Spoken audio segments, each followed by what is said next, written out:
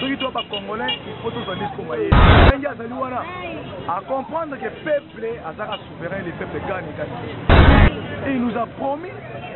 Alors, on a vu des soldats, Israël, commandant. Félix n'est pas un homme de parole. Puis ce peuple peut te baisser garde. Tu en as garde. Il y a des sanctions comme il y a combien. Malheureusement, le Bana. Puis ce Toyoki.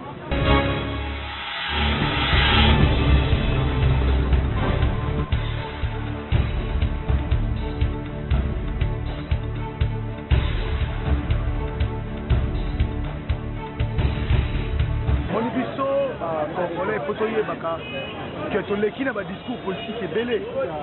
Ceux qui sont pas congolais, il faut que tu aies un discours maïli. Il faut que tu aies Mobutu, démagogie, il y a Mobutu, il y a Kabila, puis les lobes Félix Antoine. Très bien. Le coup là, à Zongi, va passer. Pour y aller à la vitesse, moko pour aller au côté. Vitesse, soit ngame la biso yemoko, nous attendons la mesure au maîtrise en côté. Autre bras en français, c'est lui qui sème le vent, moissonne la tempête.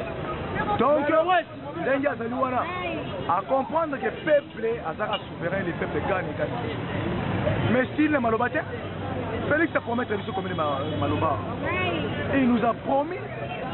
Alors, on a vu des soldats, Israël, commandant. Je vais faire une école de guerre au sein du Parlement. Quand on a des députés dans le Sénat, on a qu'à parler. Il y a un programme pour le Kuta, 100 jours, pour mettre les Congolais sur la réalité. Donc, Félix n'est pas un homme de parole. Puis ce peuple peut te baisser garde. Tu en as garde. Tu es là toujours. Ce que c'est ce que non, l'élection, ça m'a dit, on va démontrer par des calculs. Parce que la Constitution prévoit que Mokolo, chaque mois, ou bien chaque année, il faut pas réserver bon pour l'organisation de l'élection. Pas y a des services bon, mais comme il y en a combien. Malheureusement, le Bana, il se toyoki. Mais tu qui garde, tu es là, il y a moins de l'élection salama. Ce qui est l'élection salamité, il y a mes peuple, il y a mou na soupe. Quand mes peuple à cause de peuple va temporiser peuple. Si maintenant il n'y a pas de moyens, parce que tu l'as dit déjà Premier ministre, quand on a exposé plan gouvernemental, et là quoi lobby et comme si biso que recette ya mbongo oyo ya mboka hier azo soya moi assiette fiscale na ye et vandi na tricolo ya Etienne na cuivre.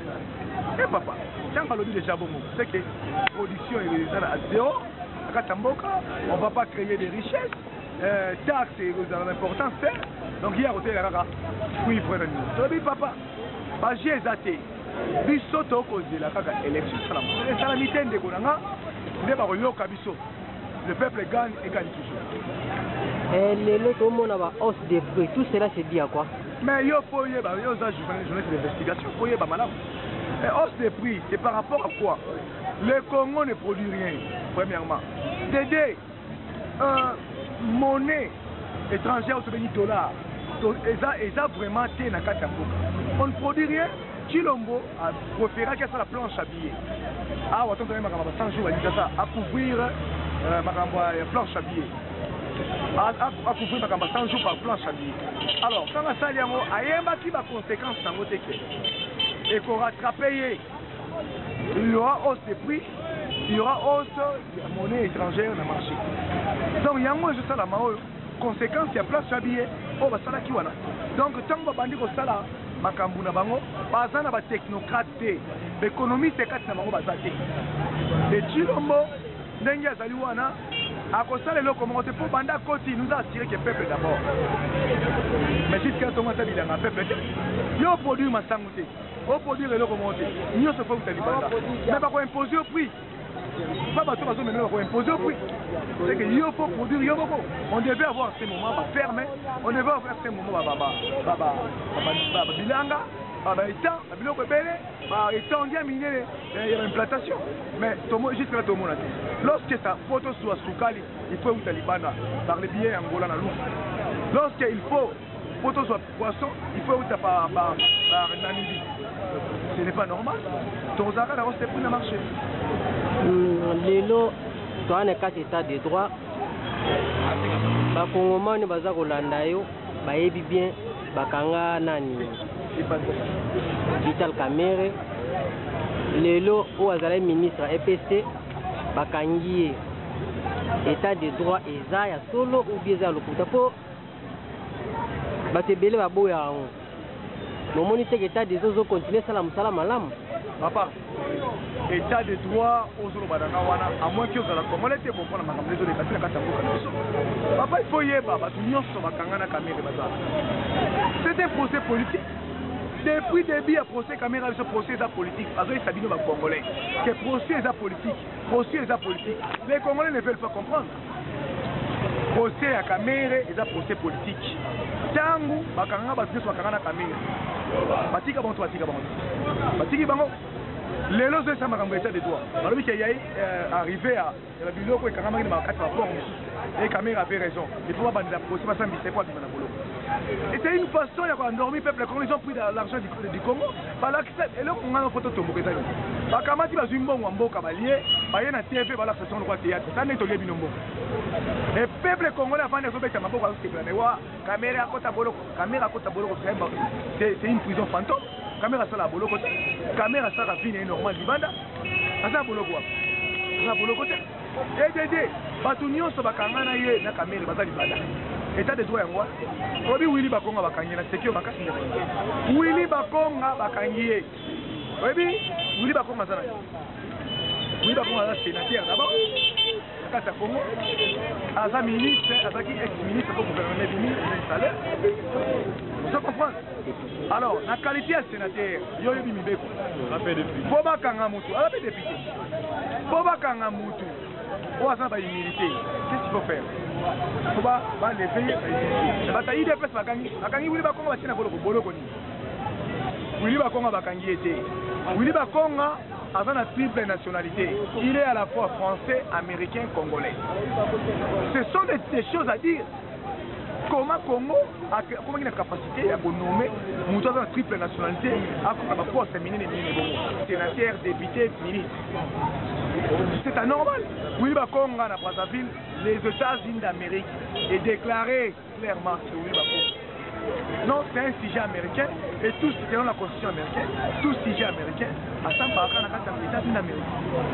Ce qui voulait Bakonga Karami na boloko, voilà ce boloko Willy Bakonga. Et puis procès bandeli voilà le côté IDPS. IDPS pour la Narangote. Ce qui va mener le toko na séance de manga kuna soki na 10e. Na soupe amboa, balangwe diamba na sewana ali bakomi ko porte information. Bakosa biso na bonne année. Tokolia soso na 1500 francs. Bakosa biso wa papa na ngai bakambe bele tango na betele bakamba bakosa. Bakosi biso bakamba bele projet ba 86 promesses. Oh, il y a fait ça na pour une année irréalisé. Si vous avez un IDPS à cause de IDPS à Zokokaté, à Zobota, le Kouta, on va bien à Kadiocha, Bangomo va bien à Kadiocha. Dans l'information de la presse. Élection à 2023, la Mouka se prépare au comment? Bisso, Baba 13 en marche. Baba 13 en marche. Au moment où tout ça va matinée politique, il y a la semaine coulée, nous allons à niveau, il y a stade municipal la machine, on a eu plein de millions.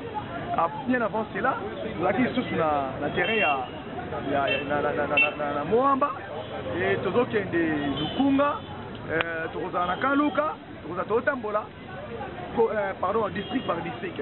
Tout ça et chaque exécutif ici dans la province, tout ça là.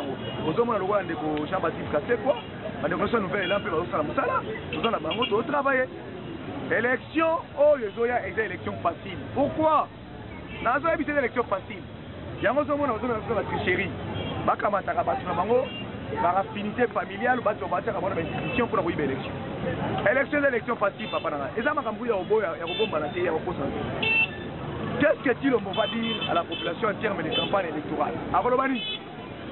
Nous avons déjà un adversaire affaibli. À l'autre côté, nous sommes à la campagne pour la faillite. Campagne anticipée pour la faillite. Au bout de marche, il y a une campagne pour la faillite. On dit marche, il y a une campagne pour la faillite. Nous sommes au bout de la mais il y a une faillite. Au salaire, il y a une campagne. Tilombo n'a pas. Je ne vois pas comment il va rendre compte à la population.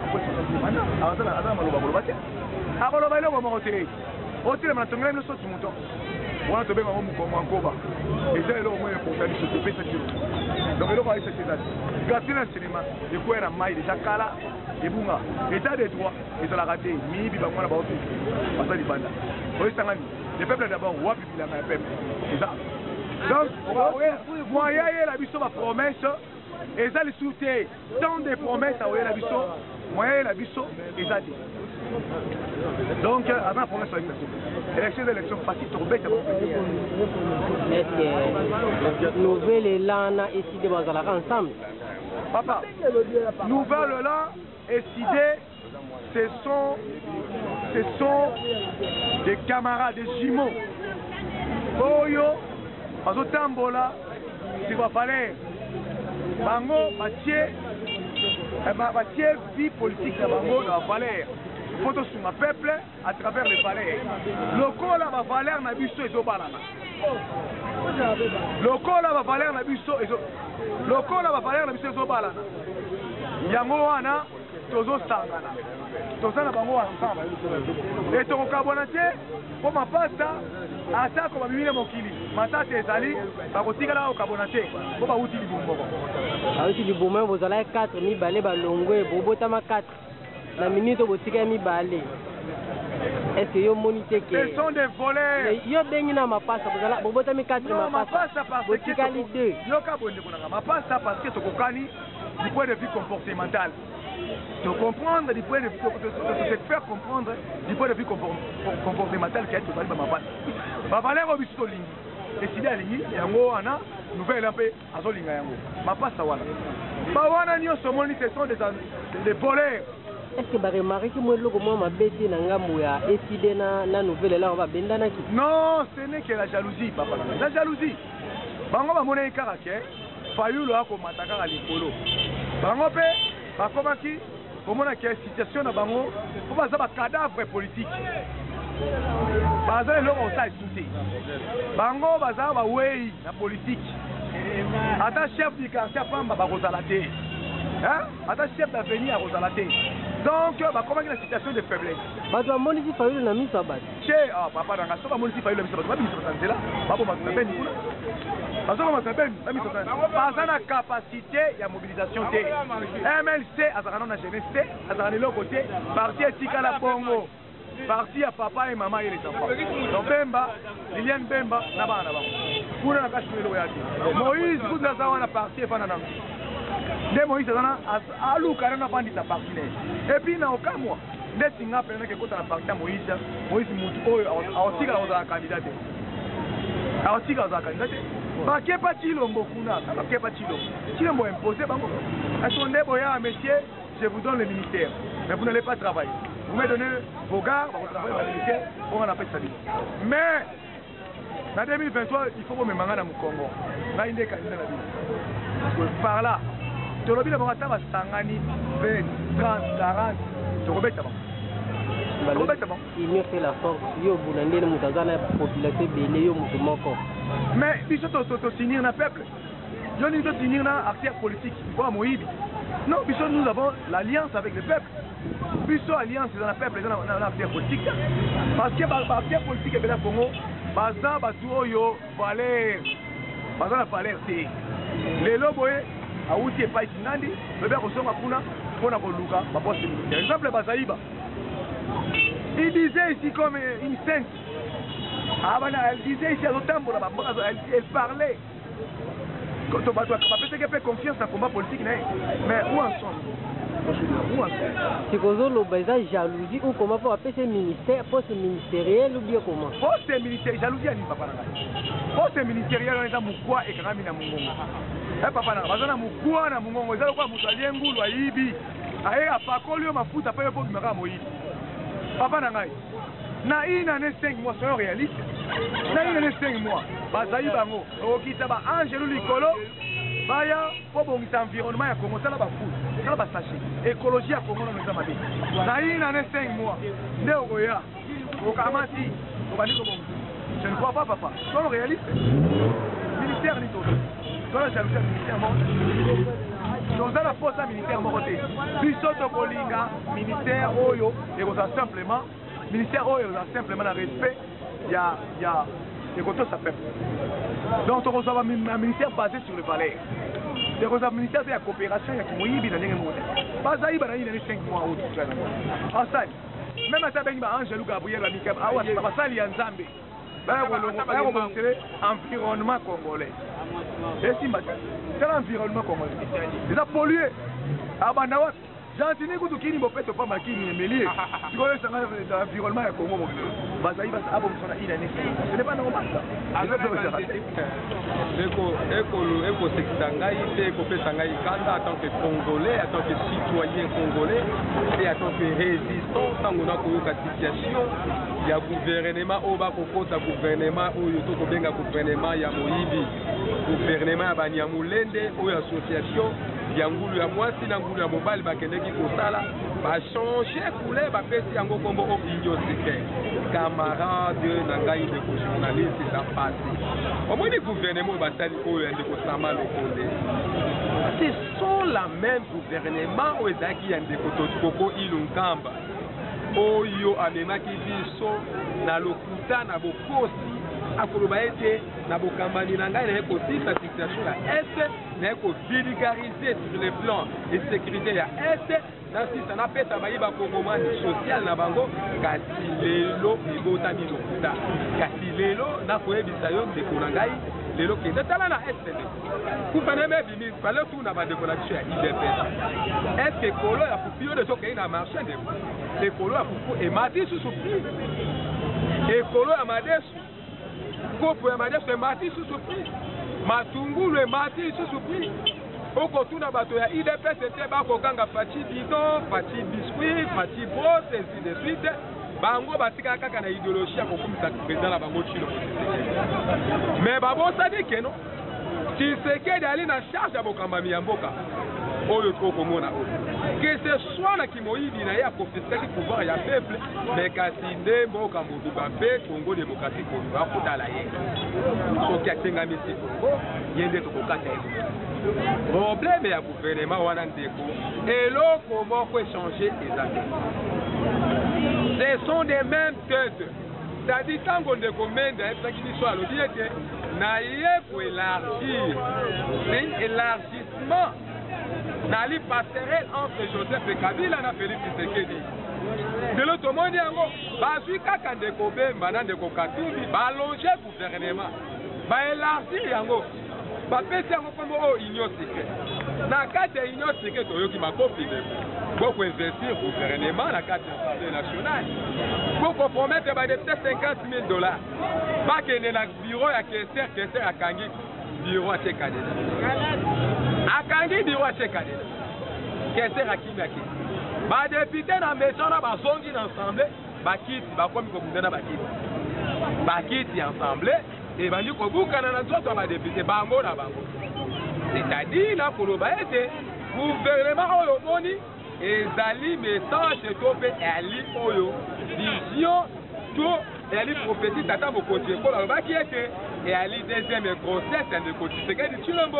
na Joseph Kabila et là c'est la réalité de Konagai ali réalité rien ne va changer sur le plan sécuritaire parce que alobi ete aye côté sa sécurité aye côté sa sécurité na est kaka ye moko alobi aye kosala social ba congolais esimba kaka ye moko alobi Sama Lokonde alobi ete gratuité ya cinéma ifale simba kaka ye moko alobi ete aye ko augmenter salaire ya ba fonctionnaire emata alobi ete akei na inane 5 na inane 5 mo wana ndeko na ngai Sama Lokonde abitende ndobo na kingo parce que na kozonga moke na yebisa ete tata na ye oyo mama na ye oyo Tshilombo parce que tata ni alikabe mama oyo abote Tshilombo wana Sama Lokonde wana mama na ye wana akosaka biso abukaka lokuta toyebi ke Tshilombo pa buka lokuta abuka lokuta lobi ete na nzoto na nga Angers oyo na bitumba ya est nalingi koyoka ata lisase moko na STB tate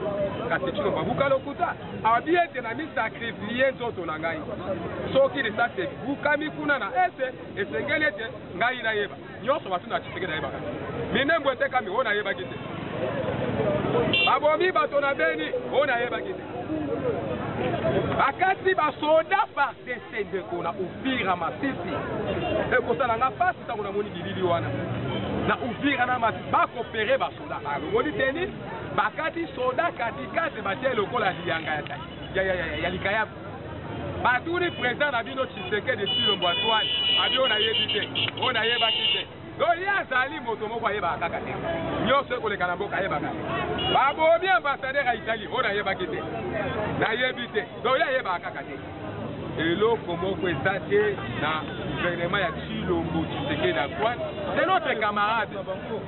Il n'y a rien exactement. Pour continuer impunité à Joseph Kabila, idéologie kabiliste, il est en train de continuer. C'est la continuité de Konangai au Tshilombo Kosa. Il n'y a rien. Pour ça qui est, on va le dire, c'est Kabila Kei, Kabila Kimi, Tshisekedi a constaté que les gens qui collectent les guitares, avec Toko Kanga Kabila.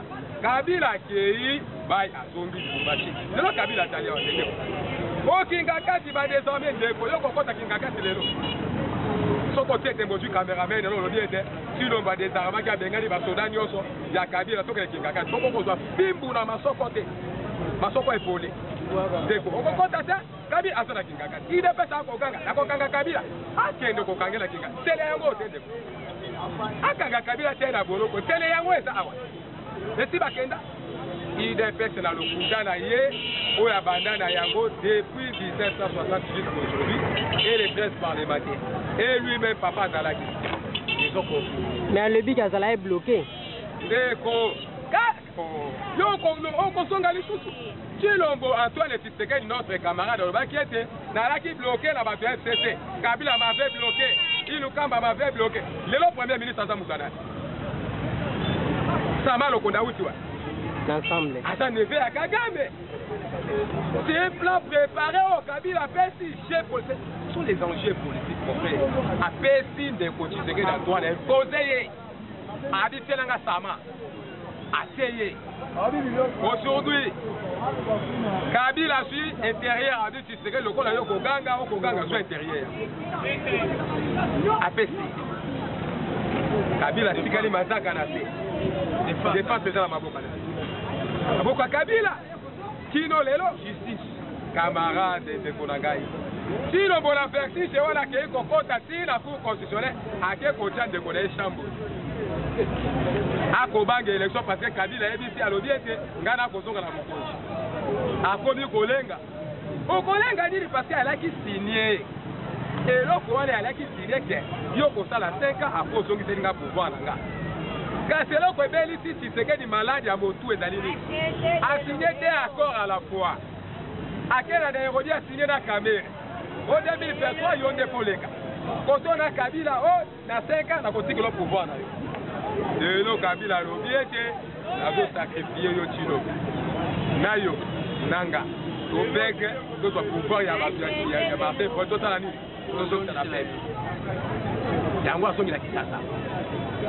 Mais l'armée kenyenne est là pour cette insécurité dans l'Est. C'est moi d'accord Eko, yo kana tselo ko. Odi armée kenyenne est là. Là tout le monde.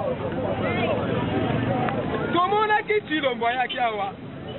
Alobi ete natini bato ba vimba ba paquet ba mettre ba soda ba formation na Israël. Oyebi yango malamu ndeko na ngai. Na ko tuno motuna. Na moto afimba ba paquet. Na moto atalo lokola lisapila ngo ya suki. Na koyiko bunda bitu. Kasi moto afimba ne moto koyiko bunda bitu. Ko soki mondu ke kwa ko beta mutu boli.